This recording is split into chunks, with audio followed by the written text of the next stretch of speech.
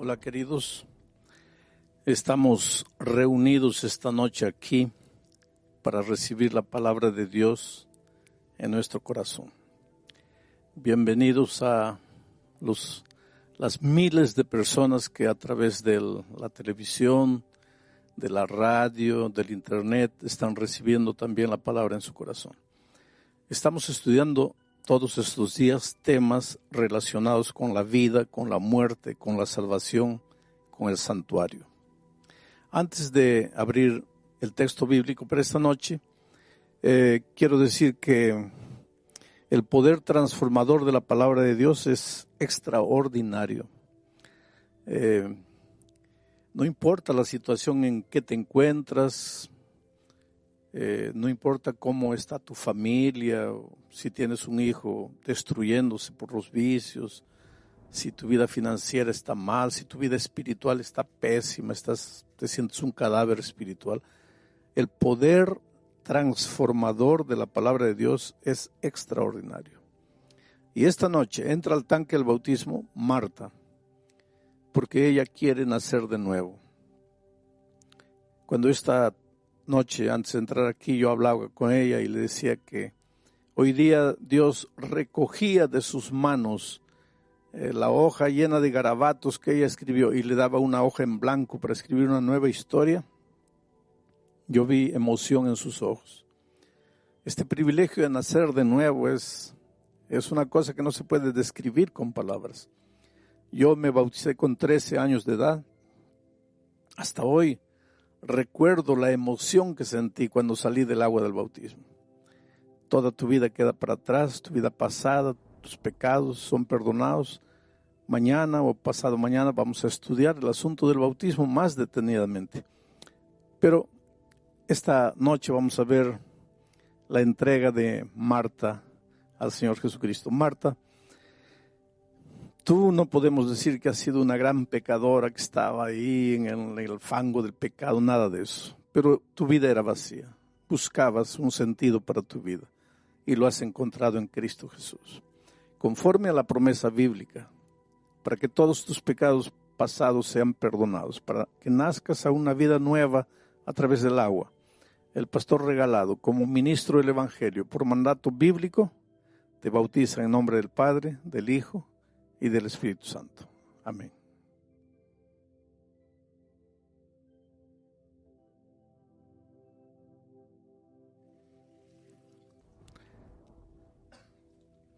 A mí me gusta decir, miren los ojos. Cuando las personas salen de las aguas del bautismo, hay un brillo de esperanza. Las cosas viejas pasaron, he aquí todo ha sido hecho de nuevo. Si uno de ustedes todavía no ha pasado por la experiencia del bautismo, pues nunca van a entender. Porque para entender hay que vivir, el salir del agua y abrir las alas y volar por el azul infinito del cielo que Dios tiene preparado para nosotros. Que Dios bendiga a Marta. Vamos a entrar al mensaje de esta noche. Voy a hacer una pequeña revisión para que ustedes entiendan. El mensaje de esta noche no es fácil de ser entendido. Hay mucho cristiano que lee la Biblia y no logra entender. Esta semana toda estamos diciendo que Jesús es la vida. Él es la vida. La vida no es un periodo de tiempo que respiramos, nos movemos, caminamos, andamos. No. La vida es una persona. La vida es el Señor Jesucristo. Aliás, es interesante esto. Mira, ¿qué es la salvación? La salvación no es una doctrina. La salvación es una persona. Cuando Jesucristo entró a la casa de Zaqueo, Él dijo, hoy ha entrado la salvación a esta casa. Jesús es la salvación. Si quieres ser salvo, no tienes que tratar de hacer nada. Si quieres ser salvo, tienes que vivir en comunión con la persona salvación y ya estás salvo porque Él es la salvación. Si quieres disfrutar de vida plena y si Jesús es la vida, pues no te separes de Jesús y vivirás la vida con sentido, la vida exuberante, la vida plena. ¿Qué es la justicia? Jesucristo o el profeta Jeremías, hablando de la venida del Mesías, dijo que en los días del Mesías Judá sería salvo, Israel estaría seguro, y este será el nombre por el cual lo llamarán Señor, justicia nuestra. Jesús es la justicia. ¿Quieres ser un hombre justo? Pues ve a Jesús, vive una vida de compañerismo con Jesucristo. ¿Qué es la verdad? Se filosofa tanto en la verdad. La verdad es relativa, la verdad es absoluta, que cada uno tiene su verdad. Ahora viene Jesucristo y dice, yo soy la verdad. ¿Quieres encontrar la verdad? Porque te digo una cosa, la verdad es cristalina, la verdad es limpia, pero la verdad es sana. La mentira engaña. Andar en la mentira es andar en la penumbra. Te tropiezas, te caes, sufres. Entrar a la verdad no es fácil, porque la verdad no te dice lo que tienes, lo que te gusta escuchar, lo que quieres oír. La verdad te dice la verdad. La verdad es como un espejo, no te esconde la realidad. Yo quisiera tener cabello, pero cuando voy al espejo, el espejo me dice la verdad. La verdad. Hay mucha gente que no se quiere confrontar con la palabra de Dios porque tiene miedo de la verdad. Y sin embargo, ¿de qué vale que yo me ponga peluca, que ande disfrazando, que parezco que tengo cabello? La realidad es mía. Tengo que aprender a ser feliz con mi realidad. Bueno, ¿qué es la verdad? La verdad es Cristo. Yo soy la verdad, dijo él. ¿Quieres andar en la verdad? Pues anda con Cristo. Él dijo, yo soy el camino. Hay gente que me dice, pastor, yo no sé cómo salvar mi matrimonio. Pastor, yo no sé cómo educar a mis hijos. Pastor, yo no sé cómo pagar mis deudas. ¿No sabes cómo? Entonces necesitas encontrar el camino. Porque si no sabes cómo, estás perdido. Y si estás perdido, no has encontrado el camino. Y Jesús es el camino. Ve a Jesús, vive con Él, no te separes de Él. Tú te das cuenta que la vida cristiana toda es comunión con Cristo.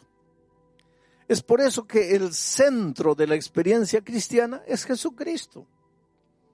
No es tu ropa, no es la música, no es la comida, no es el cabello, no es el sábado, no es el diezmo. Todo eso tiene su importancia y tiene su lugar en la vida cristiana, pero el centro del cristianismo es Cristo. Por eso el cristianismo se llama cristianismo. El centro de la vida del cristiano no es la iglesia, porque si fuera la iglesia, el cristianismo tendría que cambiar de nombre, tendría que llamarse iglesismo, pero se llama cristianismo, porque Jesús es el centro de la vida cristiana. Y entonces, ¿por qué vamos a la iglesia?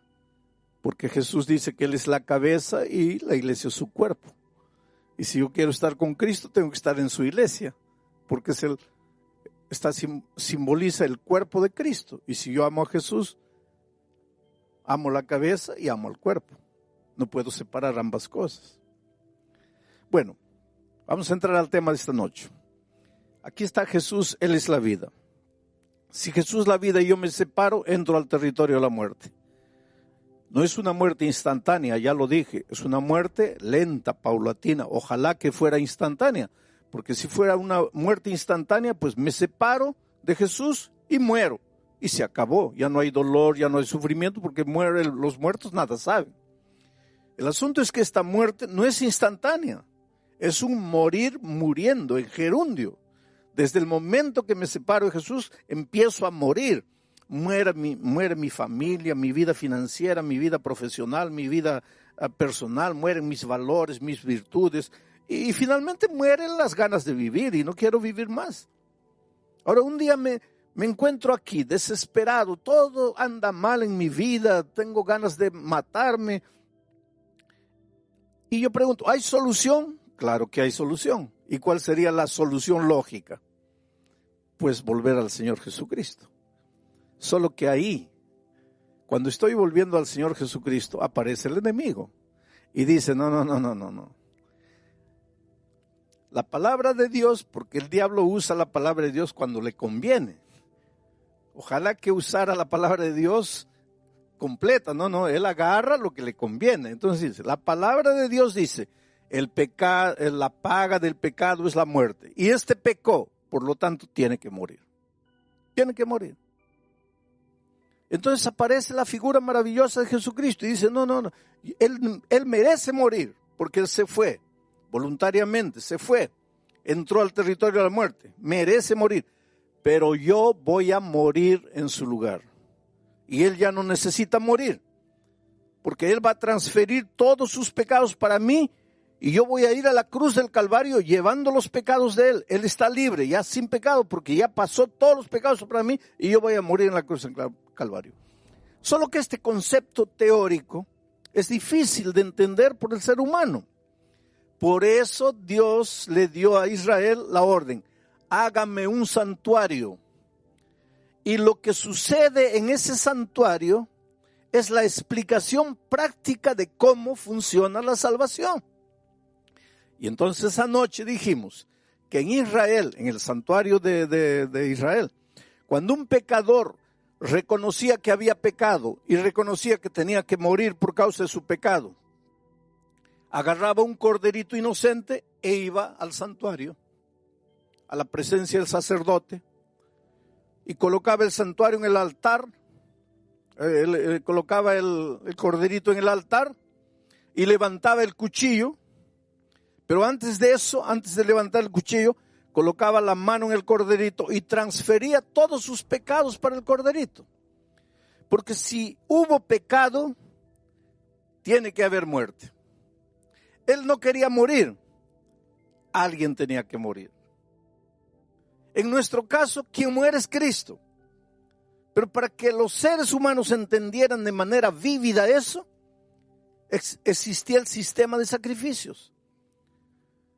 El pecador transfería todos sus pecados para el corderito, que no había hecho nada, que no tenía culpa de nada, y después levantaba el cuchillo y el pobre animalito lo miraba ahí con sus ojitos, y él tenía que clavarle el cuchillo, y tenía que derramar la sangre, y el pobre animalito se movía en los estertores de la muerte, y el pecador entendía qué terrible es el pecado, qué terrible es alguien morir por causa del pecado.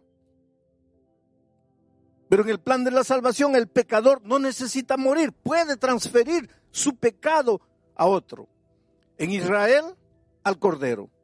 Y para nosotros podemos transferir nuestro pecado a Cristo. Y Él murió en la cruz como un cordero, fue llevado al matadero.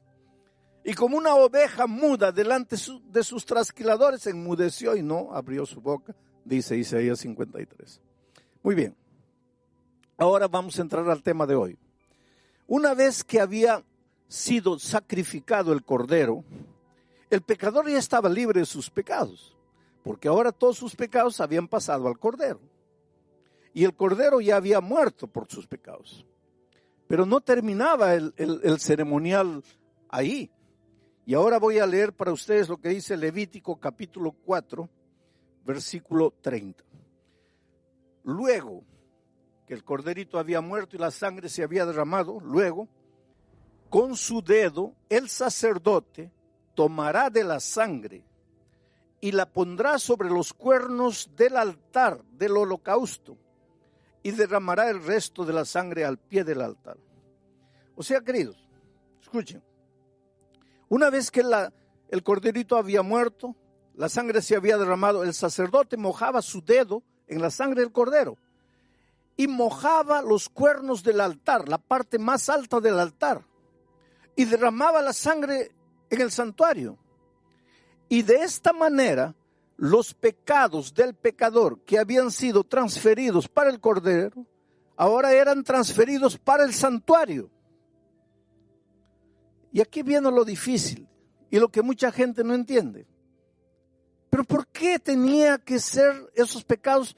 Tenían que ser transferidos al santuario. Una vez por año, Dios le daba a Israel una orden. Y les voy a leer la orden que Dios le daba a Israel. Y esto se realizaba una única vez por año. Levítico capítulo 6, versículo 25. Dice así: habla a Aarón y a sus hijos y diles: esta es la ley del sacrificio expiatorio.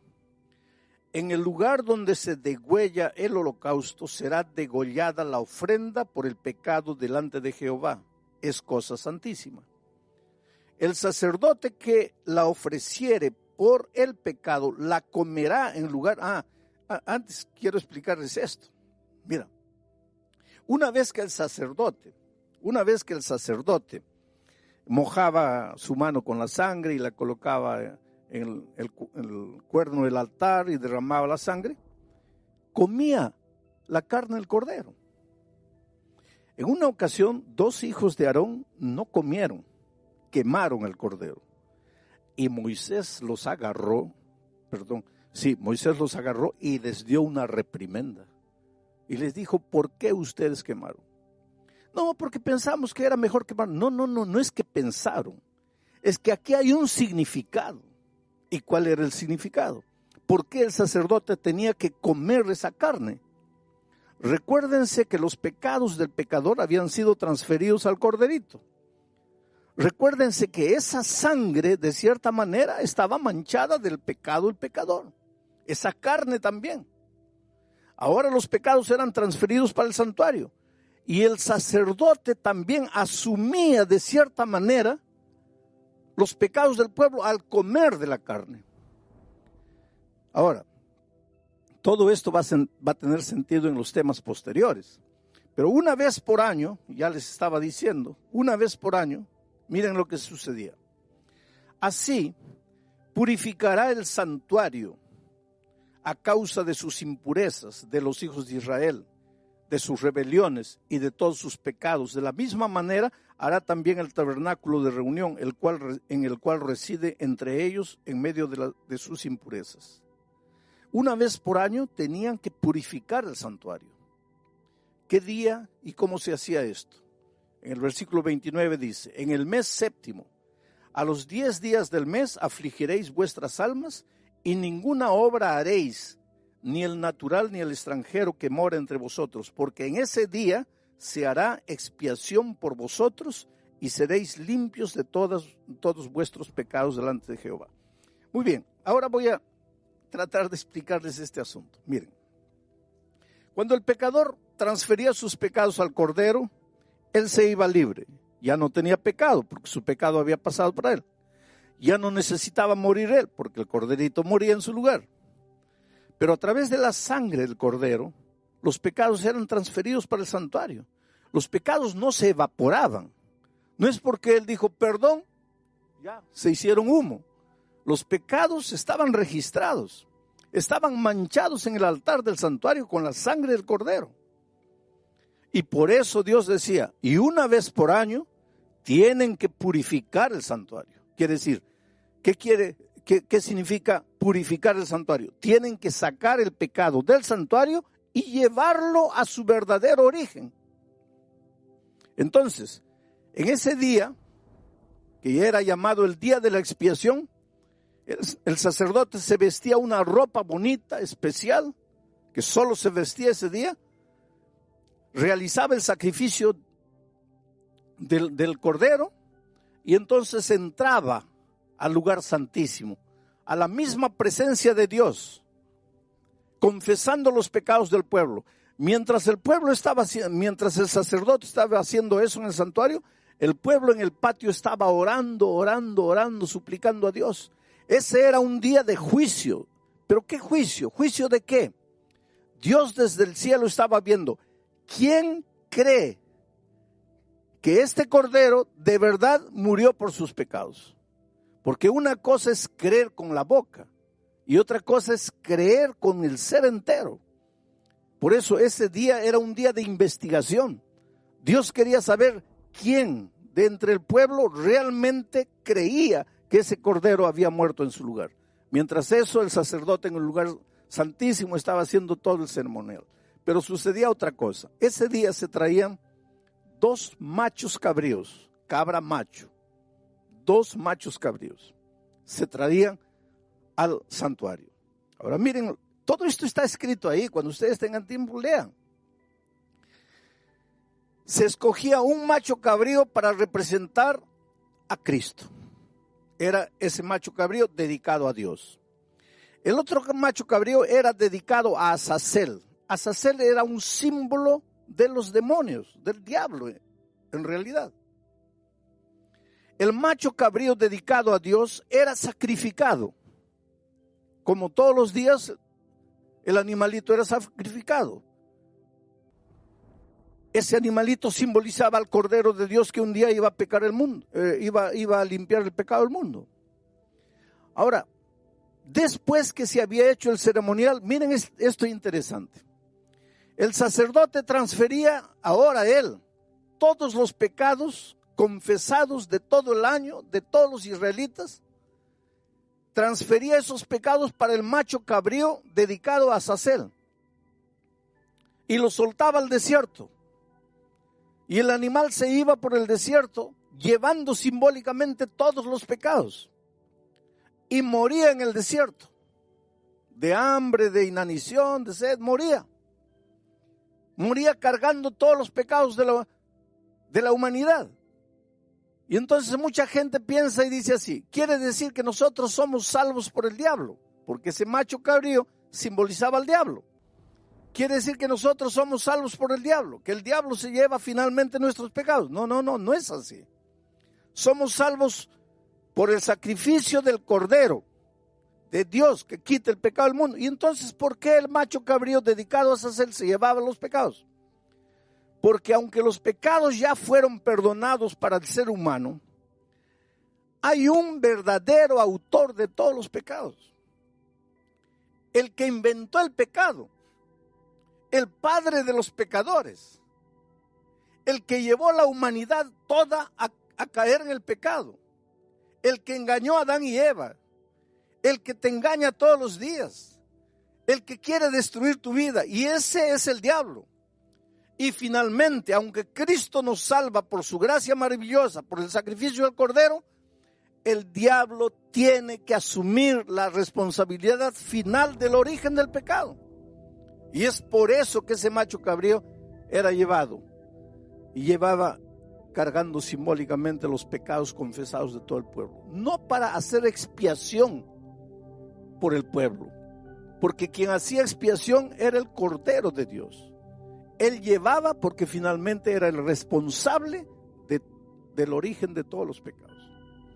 Ahora yo sé que todo esto es un poco complicado, pero es lo que la Biblia dice y yo tengo que explicarlo de la mejor manera, de la manera más... Miren que yo estoy saliendo de las complicaciones para tratar de explicar desde la manera más simple. Pero lo que realmente me importa esta noche es que tú eres precioso a los ojos de Dios. Es que Dios te ama y te voy a contar una historia de la vida real para ver cómo es el amor redentor de Dios y para mostrar que si un día te pierdes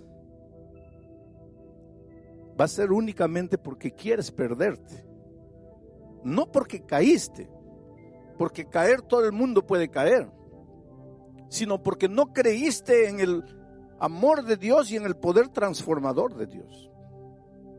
Antonio era un muchacho de 14 años. Nunca conoció a su padre. Tenía un hermanito de 10 años, hijo del mismo padre. La madre, en su afán de poder educar a los hijos, de poder ayudar, se casó con un hombre perverso, un hombre malo, un alcohólico que no trabajaba, solo bebía, golpeaba a la madre. La pobre madre trabajaba lavando ropa, salía de día, de mañana, volvía en la tarde cansada, trayendo el dinero que había trabajado y el hombre la golpeaba, le quitaba el dinero, se iba a beber. Era una vida de miseria y en ese ambiente Antonio fue creciendo, ya tenía 14 años. Hay una cosa interesante, queridos, los hijos crecen y eso es una cosa que nosotros tenemos que colocar en la cabeza. Los hijos crecen. El otro día yo estaba viendo una pareja que había sido invitada a un matrimonio de estrellas de televisión y la pareja quería ir, habían sido invitados, pero tenían una pequeñita de 2 años y no tenían con quién dejar a la niña y la señora estaba molesta y en un arranque de ira dice, ay, pero ¿cuándo crecerá esta niña? Y yo pensaba en mi corazón, ojalá que nunca creciera. Ojalá que se quedara con 2 años para el resto de la vida. Porque ¿qué trabajo te da una niña de 2 años? Que hay que cambiarle los pañales, que hay que acostarla, que hay que darle la comida. Ese es trabajo. Espera que tengan 14 años para que tú veas lo que es trabajo. Esperan que tenga 15 años para que veas lo que es dolor, lo que es sufrimiento. Y ahí te vas a agarrar la cabeza y decir, ay, ¿por qué creció esta niña? ¿Por qué no se quedó con 2 años? Bueno, este muchachito creció, ya tenía 14 años. Desde pequeñito vio a su madre ser golpeada por aquel hombre que no era su padre. Vio a su madre ser abusada. Y fue creciendo con odio en su corazón hacia el padrastro. Y un día el hombre llegó, golpeó a la madre, le quitó el dinero, se fue a beber, volvió completamente ebrio, se acostó en el sofá, estaba durmiendo. Y este muchacho pensó así, lo voy a matar. Lo voy a matar. Y fue y agarró un palo enorme, y vino, aprovechando que estaba durmiendo, y él pensó así, pero tengo que darle un golpe, porque si en el primer golpe no lo mato, él se levanta y me mata a mí. Y agarró con toda la fuerza y golpeó, pero pues le falló el tiro. El hombre, el borracho, se despertó y ahora él vino encima del muchacho. Y él tuvo que abandonar esa casa definitivamente. El hermanito de 10 años corrió atrás de él. Y allá en la esquina de la casa le dice, ¿ahora qué vas a hacer? Y el muchacho de 14 años, el hermano mayor, le dice, mira, me voy, porque este tipo me va a matar. Me voy. Y el hermanito de 10 años le dice, pero mira, llévame contigo, porque él la va a descontar conmigo, llévame contigo. Y él miró a su hermanito de 10 años y le dice, mira, yo quisiera llevarte, pero no puedo. Porque la vida no va a ser fácil para mí. ¿Cómo sobrevivir? ¿Y para qué te voy a hacer sufrir? Sobrevivir yo de alguna manera voy a lograr, pero contigo. Tú eres un niño, tú necesitas quedarte. Está mamá ahí. Y el hermanito le dice, no, llévame contigo. No, no puedo llevarte, trata de entenderme. Y el muchachito comenzó a llorar y él comenzó a irse, viendo llorando a su hermano. Por favor, llévame. Y el hermano se fue. Y pasó miseria, comió basura, vivió en la calle mucho tiempo, hasta que un día llegó un crucero, un navío a su ciudad y se metió ahí de polizonte, sin que nadie supiera. Estuvo una semana en el barco, muriendo de hambre, sin comer, escondido en el depósito, hasta que un día lo descubrieron y lo llevaron al capitán. Y el capitán le preguntó, ¿y cómo entraste aquí? Y le dijo, te voy a arrojar ahora al mar. No, por favor. Entonces le dijo el capitán, mira, vas a ir a la cocina y vas a ayudar al cocinero, a los cocineros allá, a lavar platos, a pelar papas, ve allá. Y fue así que él conoció al chef del navío, un hombre ya de edad. Él le contó su historia. El hombre se compadeció del muchacho y le dijo, mira, yo te voy a enseñar a cocinar y nunca vas a pasar hambre. Y esta es una profesión que te va a dar mucho dinero. Y lo adoptó prácticamente como su hijo. Y lo fue cuidando y enseñando. Después, cuando llegaron a la ciudad, lo dejó ahí, pero después fue visitándolo, ayudándolo, enseñándolo. Y este muchacho de 14 años continuó creciendo y se volvió un tremendo chef internacional, viajaba por el mundo todo. Ganó algunos concursos, se llenó de dinero y decidió volver a su tierra, a México, a buscar a su madre, a su hermano. La madre había muerto, tuberculosa. Encontró a su hermano, una piltrafa humana, drogado, viciado. No era nada, era una cosa, era un objeto. Vivía en ese barrio con los drogadictos ahí. Y lo peor para él fue cuando el hermano le dijo, mira, ¿qué viniste a hacer hoy día? ¿Quieres ayudarme? Un día yo te supliqué Un día yo te imploré que me llevaras contigo y no quisiste. ¿Qué vas a hacer ahora por mí?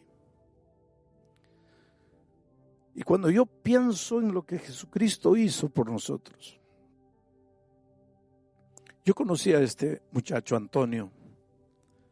Cuando me contó su historia me dice: pastor, mientras mi hermano viva allá donde vive, en medio de la basura, yo jamás voy a poder ser un hombre feliz. Yo estoy muriendo por dentro. Yo maté a mi hermano. Mi hermano está ahí porque yo no lo llevé, porque yo lo dejé, porque yo lo abandoné. Pero queridos, si un día uno de ustedes se pierde, si un día tú te pierdes, por favor, jamás digas que Jesús te abandonó, porque Él sí dejó todo allá en el reino de los cielos y vino a buscarte. La otra noche dije, cuando Adán y Eva pecaron, ¿qué cosa eran esos dos seres humanos en medio del universo gigantesco? Millones y millones de seres no caídos, de ángeles fieles. ¿Qué cosa era Adán y Eva? Dios podría abandonarlos, dejarlos ahí para siempre, perdidos. Hubieran muerto y se acabó esa raza rebelde. Dios podría haber creado otros mundos, otros hijos mejores. Pero Él dejó todo en el reino de los cielos y vino a esta tierra. Porque tú eres importante. A veces golpeado por la vida, a veces destruido por tus propios errores, atormentado por tu conciencia, azotado por tu culpa. Te preguntas, ¿qué ve Dios en mí para buscarme? Yo no sé. Jamás lo sabré. Porque yo no sé qué vio Dios en mí para buscarme. Una cosa sé. Necesitas parar de correr. Necesitas dejarte encontrar por el Señor Jesús. Necesitas confiar menos en tus fuerzas y más en el amor maravilloso de Jesucristo. Estás inmerso en un mundo materialista, en un mundo consumista, en un mundo humanista que te enseña, saca la energía interior, saca la vibra. ¿Qué energía interior? Dentro de ti solo hay un pozo de frustración, de fracaso. Levanta tus ojos al cielo, clama a Dios, ríndete, entrégate, sométete al poder divino. Dile: Señor Jesucristo, he intentado todo, he luchado solo, estoy cansado, estoy herido, no puedo más. Déjate encontrar por el Señor Jesucristo. Él ya vino a la tierra, Él asumió tu culpa, Él cargó tus pecados, Él murió en la cruz del Calvario por ti. Él fue despreciado, rechazado, azotado, Él sangró. A Él lo insultaron para que a ti nadie te rechace. Las puertas se abrieron. Bienvenido a la familia de Dios. Pero tienes que venir con tus propias piernas. Tienes que querer. Dios no te puede arrastrar. Por eso la Biblia dice: hoy es el día de buena nueva. Hoy es el día de salvación. Allí donde estás, entrégate al Señor Jesucristo. Ríndete. Deja de correr solo, deja de luchar solo. Dale a Dios la oportunidad de hacer por ti lo que tú no puedes. Pero te voy a leer un texto más para terminar el mensaje de esta noche. ¿Qué tiene que ver la historia del sacrificio? ¿Qué tiene que ver el ceremonial de la expiación? ¿Qué tiene que ver lo que el sacerdote hacía en el día de la expiación? ¿Qué tiene que ver la purificación del santuario con nosotros? Hebreos capítulo 9, versículos 12, 13 y 14 dice lo siguiente.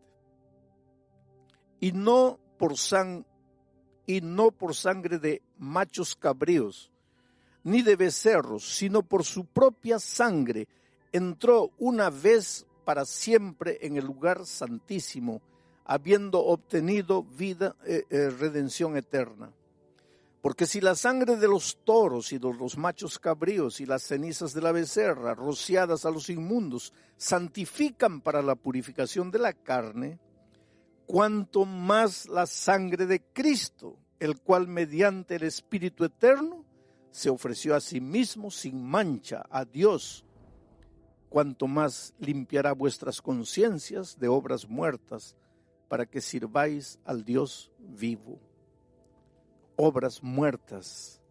Oh querido, todos esos animalitos que eran sacrificados en el tiempo de Israel simbolizaban al Señor Jesucristo, que murió para librarte de obras muertas.